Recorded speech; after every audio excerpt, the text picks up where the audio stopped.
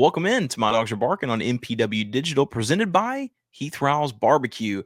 I hope everyone had a great Memorial Day as we got a chance to hopefully spend some good time with family and friends and got to barbecue and man, just remember the sacrifice that so many people made so that we can hang out and barbecue with friends and just have a good day off from work. So I hope you got to enjoy that time. Really good stuff in today's episode. We're gonna be looking at the Tallahassee Regional, kind of giving a preview for that as Mississippi State finally learns where they're going to end up playing there in Tallahassee as the 2 seed. And we mentioned, we're kind of curious as to where State was going to end up. And Kendall Rogers had been saying that it would probably end up being Tallahassee, and that ended up being correct. If you're watching on YouTube, we have for some reason the image is a little blurry, but State as the 3 seed. They will take on Northeastern on Friday at 7:30. Florida State, of course, the Tallahassee Regional, they are the number 1 team, and Bethune-Cookman is going to be the 4 seed. Funny enough, Florida State and Bethune-Cookman actually played early this season, and Florida State won 9-7. So we'll kind of give a preview of each team and kind of what each team looks like. I mean, we kind of know the deal. If you're watching, you're a fan of Mississippi State, you kind of know what the deal is there. But we will talk about them and 4 good teams. I mean, for State, didn't really know if State was going to get an opportunity to be in a regional, let alone be there and be a 3 seed, kind of on the cusp of a 2. Although they were not able to help themselves out in Hoover, so that's understandable that they were not able to get further than that. So we'll get in. We'll kind of look at each team, kind of talk about who's there in the lineups for each team. Some specifics on the pitching for Northeastern as they will be going up against Mississippi State, as I mentioned, on Friday night at 7:30 there in Tallahassee.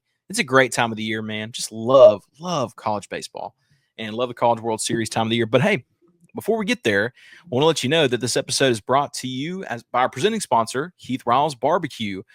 Heath Riles is home to award-winning rubs, seasonings, sauces, glazes, marinades, and injections created by 81-time barbecue grand champion Heath Riles, who just won overall the grand championship at Memphis in May by using his own seasonings. So that's a pretty baller move. This weekend, I've been using the hot barbecue rub. Had some folks come over, put it on some wings. It was delicious. Put on some pork belly and smoke that up. This is a great thing. If you're into stuff that's a little bit hot but also very flavorful, this is it. Sometimes things can just be overly hot and there's not a lot of flavor. And that's like the thing you do when you're in youth group as a kid. You're like, I'll eat this hot as jalapeno pepper, just get everybody's attention. We don't need all that. We're looking for flavor, man. We're grown folks. You know what I mean? Looking for flavor. And Heath Riles is going to have you covered there. You can shop. There's a lot of different places you can get his stuff. 15,000 retailers worldwide. The easiest thing to do, I think, is go to heathrilesbarbecue.com, and we'll actually save you money if you do that. Go there to heathrilesbarbecue.com. Get 10% off every single order at heathrilesbarbecue.com whenever you put the promo code, all caps, DAWGS10, DAWGS 10, and you'll be able to do that, whether it's to kind of prepare for your next barbecue competition or just impress someone at your next cookout. Heath Riles has you covered. Grill with confidence, season like a pro. We also want to take some time to thank our sponsors, ARPA's. ARPA's Coffee Bar there in the heart of the Cotton District in Starkville. ARPA's, Jose and his family have your team, have you guys covered if you're looking for great food and you're also looking for great coffee. And look, I always just look, there's a ton of really good coffee spots, but you want something different sometimes. So you just don't want the same kind of thing, people putting the same kind of syrup in there. Like if that's your thing, or if you're just looking for a nice dark roast, Venezuelan coffee shop, Venezuelan restaurant, try ARPA's in the Cotton District. Get 15% off whenever you mention, hey, I'd love the MyDawgsPod discount. You'll get 15% off today, tomorrow, the next day, every single time, just whenever you mention that at the checkout. That's very important. Man, as we go through our next deal, I'm trying to think of where we could go. Oh, I don't know who exactly is going to end up hiring Virginia's head coach. In the end, he's got a lot of options, I'm sure. He might stay at Virginia. Yeah, Brian O'Connor. He might stay at Virginia. He might go to Mississippi State. Who knows? But either way, he's probably going to get some sort of extension, get a pay raise. And my gosh, he might even end up being rich. But what does it mean to be rich? Maybe it's less about reaching a magic number, more about discovering the magic in life. Skip Langley is your Batesville, Mississippi, Edward Jones financial advisor, serving clients in the area and across the state. Count on him for financial strategies that can help you support a life you love, because the key to being rich is knowing what counts. So contact him today at 662-563-9843, and together you can find your rich. Edward Jones, member SIPC. So the regional, the Tallahassee regional, I'll bring it back up here if you're watching on YouTube, has Florida State as the 1 seed, Northeastern as the 2 seed, State as the 3, Bethune-Cookman as the 4 seed. And I got to be honest with you, this is not a bad deal for Mississippi State. And and again, I'll mention this disclaimer maybe one other time on the show, but I need to get it out. State was dead in the water a couple weeks ago, and a month ago, no one was thinking that they were going to be able to get into a regional. And but they did. They snuck in. They played really well down the stretch, and now it's house money. You have nothing to lose by going to Tallahassee. You have nothing to lose by being in here and just giving it your best, because no one's expecting you to do anything else. And to me, that's where the most dangerous teams are. It's whenever you have the expectations hanging over that you go, oh man, I hope I live up to them. State's playing with house money, man. And I'm just telling you, like, I would imagine, people in Tallahassee know what State's done to them before. They know what State brings to the table. And even State's logo has got to be like, oh, man, we got to face these guys, in this situation. I like where State ended up. I was thinking if they were in the Eugene regional, the other teams who were in, like the 2 and the 2 seed and the 4 seed in Eugene weren't super strong, but Oregon's a really hard team to beat. And I think Florida State, we'll get into their team specifically here in a second. Florida State has got some hitters in their lineup, but Oregon's I think a much better team than they are. And so that I'd be leery of trying to get out of there. But before they even get to play Florida State, Mississippi State's got to go through Northeastern, and Northeastern is hot. They're 27 games in a row they have won. Listen to this. They're 48-9. They started the season 4-6, and then they just got hot. And you know that old song, the saying, when you're hot, you're hot. When you're not, you're not.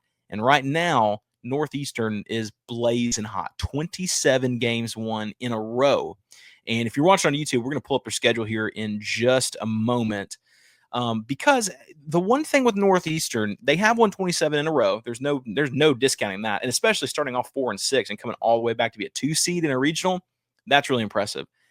But their best win on the season is winning 2 games over Kansas State. And Kansas State, they're playing in the postseason. They're going to the Austin Regional. They're 31-24. Northwestern won both of those games.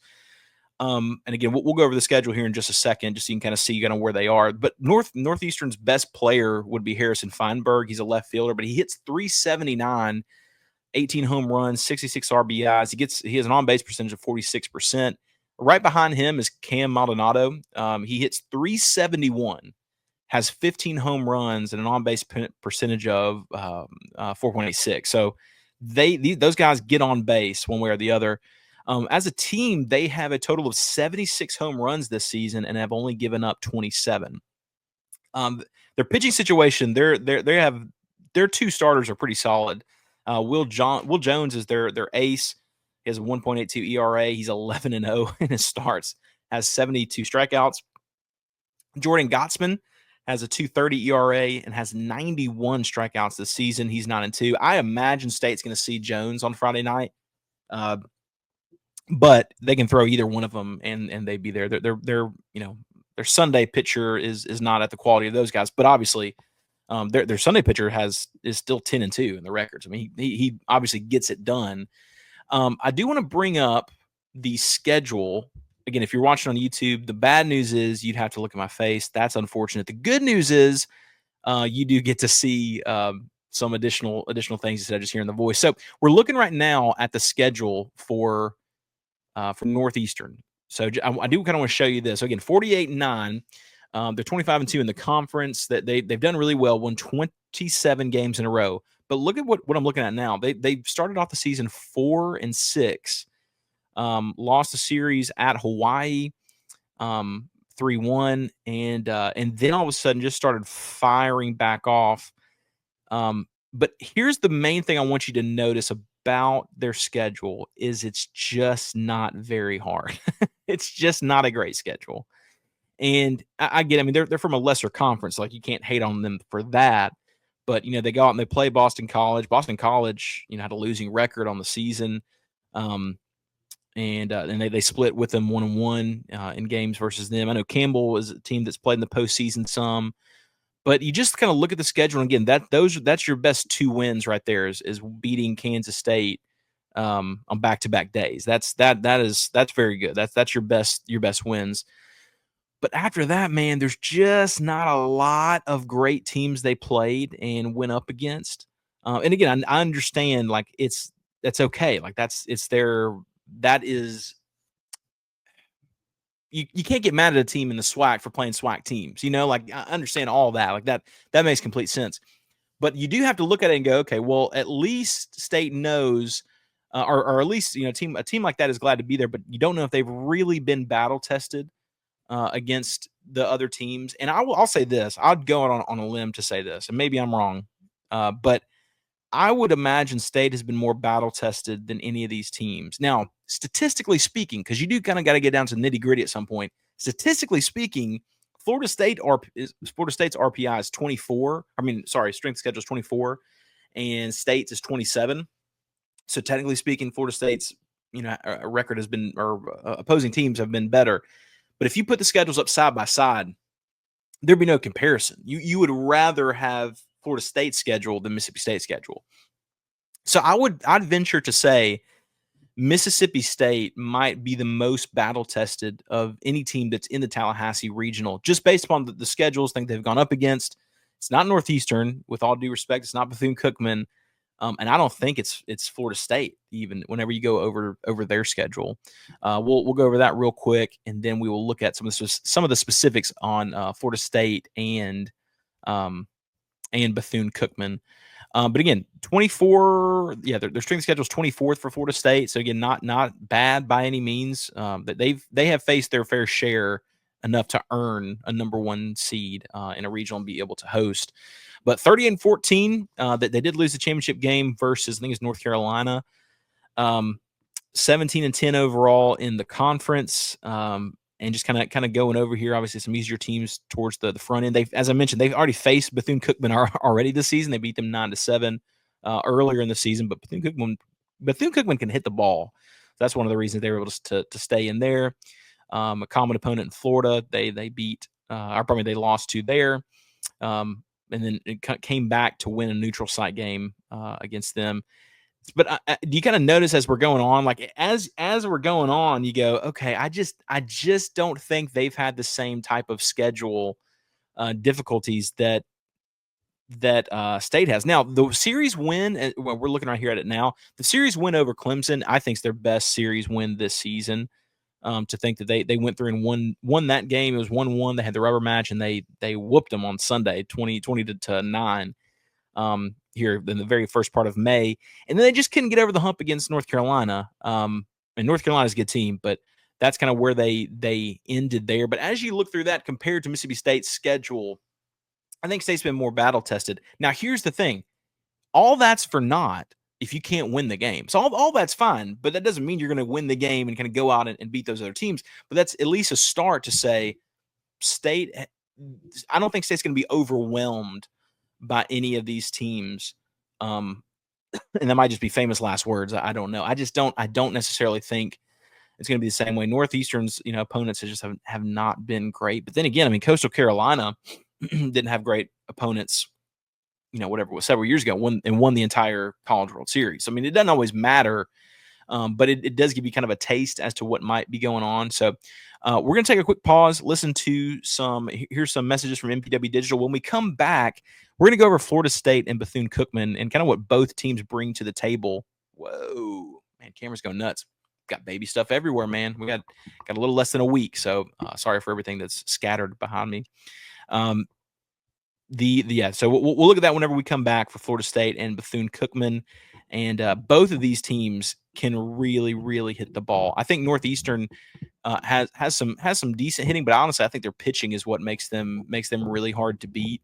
I think with the other two teams, I think Florida State's offense can really, really attack you, and so can Bethune-Cookman, to be fair. So we'll be right back after these messages. You're watching My Dogs Are Barking on MPW Digital, presented by Heath Rowell's Barbecue. All MPW Digital podcasts are brought to you by our friends at Parish Brewing Company, located in the heart of Cajun country in Broussard, Louisiana.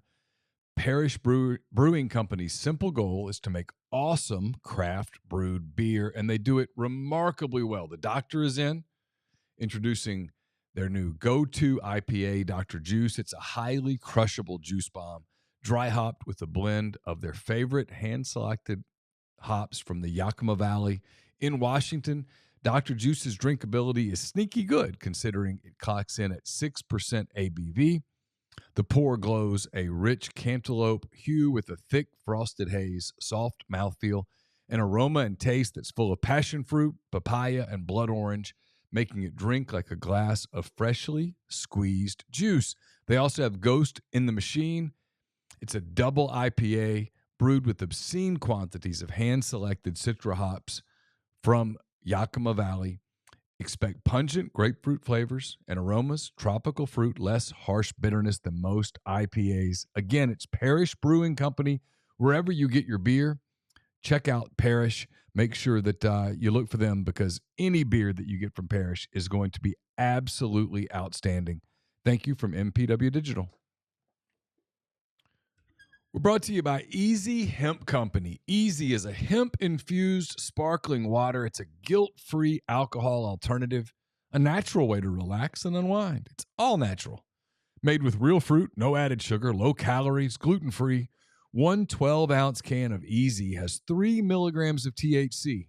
With Easy, it's easy to avoid the gummy scare and control your experience. So change the can, not the ritual. It's easy. Visit EasyHempCo.com to view the Easy Finder to find Easy near you. Easy is Farm Bill compliant with hemp derived from THC, CBD extracts.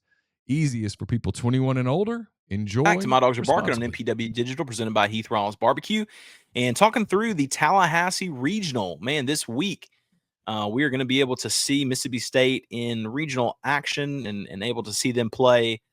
Really, really excited just to see kind of where things go for the Bulldogs. And honestly, I'm just glad to be at this point in the season. The SEC has been so good this season. And it's amazing to see how they've just absolutely dominated when it comes to dominated whenever it comes to the postseason, and all the top seeds they were able to secure. It's really, really remarkable to look at. I'm trying to remember where everybody ended up. Can do some research on the fly here. Yeah. Okay. So the first kind of the top seeds, I think it was the top 4 seeds that everybody was able to secure. So yeah, we got Vanderbilt, Texas, Arkansas, Auburn all make up the top 4. LSU and Georgia make up the. Actually, while I'm at it, let me just go ahead and share the screen. If we're able to share the screen, by golly, let's share the screen. Let's just do it, man. Okay, we're going there. We're going there. All right, here we go. We'll pull this up now. So looking at the top seeds here, number 1 seed is Vandy, then followed by Texas, Arkansas, and Auburn. Those top 4. North Carolina is your number 5. North Carolina is going to be really hard to beat. LSU is the number 6. Georgia 7. Florida State, we mentioned, is 9. So they don't get to have one of those top 8 seeds. Ole Miss did incredible in Hoover, and we mentioned it on the show as we were kind of previewing the SEC championship. I mentioned to probably many State fans, not exactly enjoyment, that Ole Miss might go on a run. They've just been playing. They played well, and after the first game, I thought, man, this team might go on a little run. And they did, and I did not picture them to go that far, but they really helped themselves. And hey, now they're hosting. To finish out the SEC, Tennessee is the number 14 overall seed. Southern Miss, man, good for them, sneaking in the top 16. I didn't think they'd be sneaking in, but they ended up barely getting in. I thought they'd be a little bit more secure than that. Overall, really excited to dive into this. On Thursday, we'll look a little bit closer into kind of the bigger picture of each kind of where the whole bracket is. And then on top of that, we will also be looking at the specifics on Northeastern Mississippi State, kind of giving a preview for what the weekend will look like. So, but going back to, I'll leave the picture on the screen just so you can kind of see the national seeds. But going back to Florida State, I mentioned Florida State will play Bethune-Cookman. They beat them earlier on in the season 9-7. They're in Tallahassee. And Florida State has several good hitters. I mean, they have 6 different guys that hit over 300 and 2 other guys that are right on the cusp of hitting 300 in their lineup. So that they're able to hit the ball offensively. They can roll with the best of them. And they're not necessarily like, I think, was that their home run total for the season. Yeah, exactly. Yeah, their home run total is 93. 93 home runs. And you have several guys that are in double digits. Alex Lotus is their top hitter anyway. He bats 451 or 415 rather is his average, but 17 home runs, 66 RBIs, gets on base 47% of the time. And then looking at Gage Harrelson is their next, or probably he's their probably a very consistent player getting on base, not a big home run hitter. But then Max Williams has another guy who hits 324, 17 home runs for him. Miles Bailey, 15 home runs for him. Drew Farriot, 14 home runs for him. And then several guys that are in the upper single digits. So like they can hit the long ball. 93 home runs is pretty incredible. Pretty incredible feat to be able to kind of knock out. So State's not going to have a lot of State's got to be careful on how they hit, because one crack of the bat can change it all. And in the same way, like, and I'm sure this comparison will be brought up a lot, but like Mississippi State and Florida, think about the how the bats completely changed the fortunes of Mississippi State whenever they were in the Tallahassee regional, and if you're curious on what State's ability to hit the long ball is this season, State has hit 97 home runs, 97. Of course, led by Ace Reese, batting 371, 21 home runs. Noah Sullivan has 13 home runs. Hunter Hines has 15 home runs, the all-time leader in Mississippi State history, and the active home run leader in the SEC right now. Reed Stallman has 11. And I think, Gary Free has just 7. So Ace Reese really holding down the top part of it, doing a lot on his own. And obviously a guy who gets on base a whole lot of the part of the time. So I'm interested to see what that'll look like. But overall, Florida State has several guys that can hit the long ball. So State's going to have to watch out for that. And then Bethune-Cookman's was Andre Martinez might be the best home run hitter of anyone who's here. I mean, Ace Reese might be number 1, but maybe right behind him would be Martinez for Bethune-Cookman. Has 20 home runs this season, and has and still has a 354 average, on base of 42 or 43%, and has only struck out 32 times this season. So watch out for him. That's another guy who can change things, and one crack of the bat can change it all. So I love the fact that I'll pull the picture back up just of the Tallahassee region. You can kind of see.